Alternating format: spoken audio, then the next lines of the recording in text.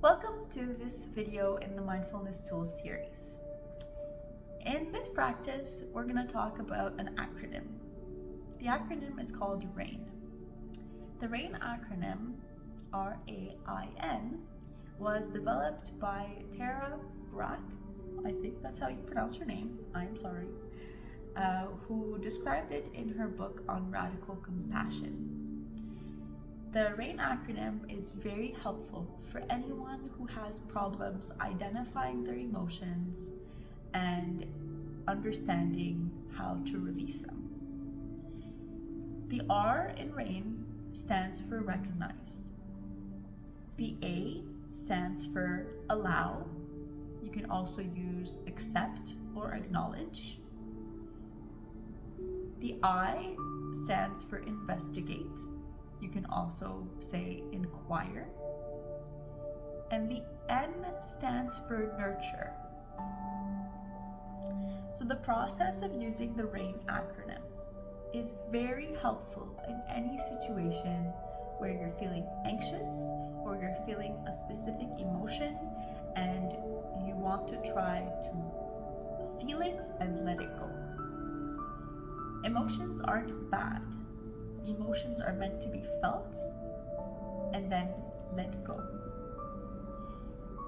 We need to first be able to recognize the emotion, and for a lot of people, that's going to be the first big hurdle, because even though we know we're anxious, anxiety may be hiding different other emotions. Are we feeling angry? Are we feeling sad? Are we actually feeling scared? Are we feeling excited and we think it's anxiety? These are really important words to use. And when identifying the emotion, we should not be speaking as if we are the emotion, but rather that we are feeling the emotion. The way we speak to ourselves is very important, because I am not angry. I am not anger. I am me, and I am feeling angry. I feel angry. I am not angry. It's a subtle difference, but it is an important difference, because we are not our emotions. Our emotions are like thoughts. We are not our thoughts, and we are not our emotions, but we feel them. So when you recognize, you say, I feel angry, sad, jealous, happy, excited. Okay? So once we've practiced identifying the emotion, we can move on to the next important step, allowing the emotion to exist. Resistance plus pain equals suffering.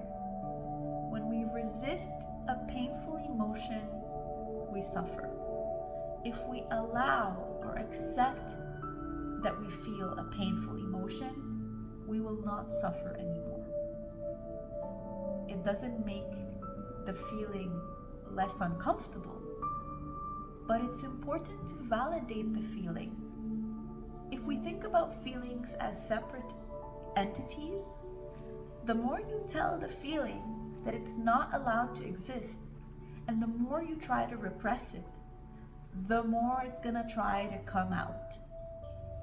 As soon as you tell yourself, I feel angry and that's okay, because I'm allowed to feel angry sometimes, and it doesn't make me a bad person,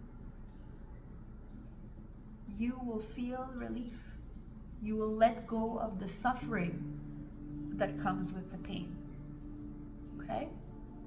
So you recognize the emotion, and then you validate the emotion, and then you move on to the next important step, which we cannot skip, which is investigate or inquire. This touches on one of our core values of curiosity.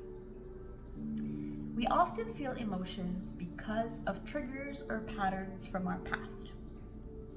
If we want to move forward and progress beyond the reactive emotions that we can often feel, the video cut out for a second.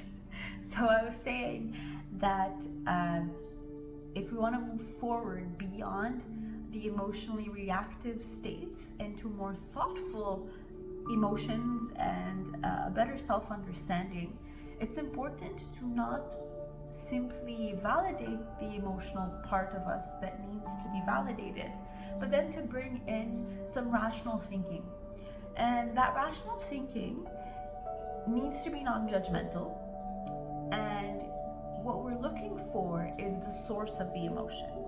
For example, in a situation where we feel that someone has wronged us, we don't necessarily need to blame anyone, but by saying, why did this person's behavior cause me to feel like I was wronged? And why did it cause me to be angry or sad?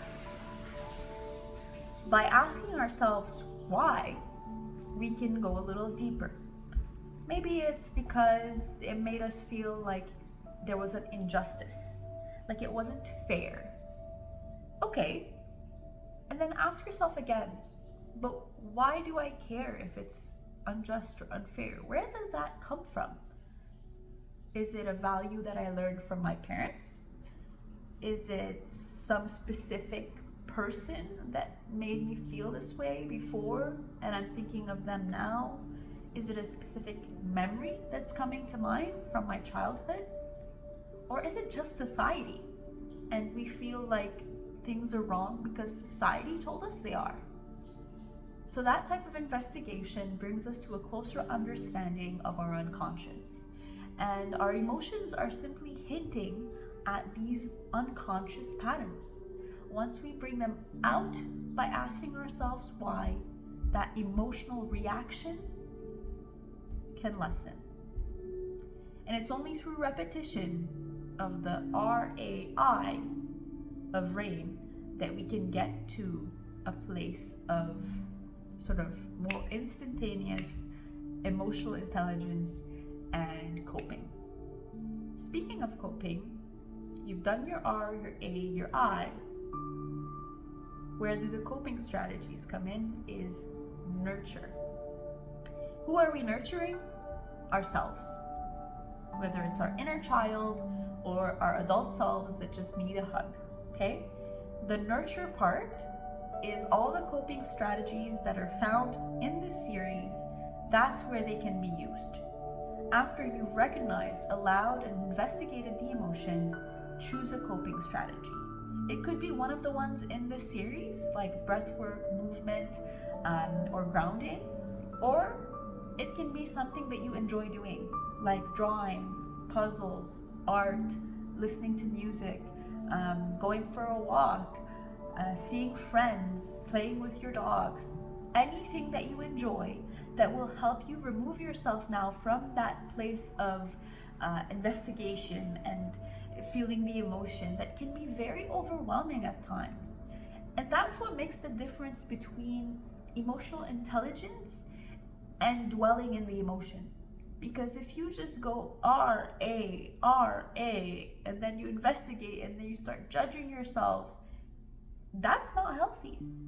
What we're trying to achieve is a practice that can be mindful and that can help us move forward and let go.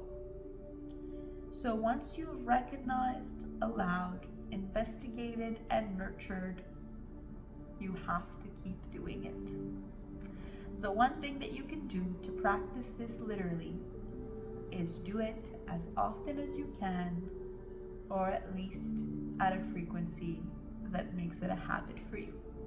The more you do it, the faster you'll know it. But it can go into the state of like perfectionism or beyond moderation, so be careful with that, okay?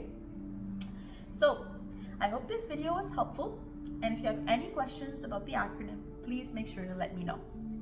Have a good day.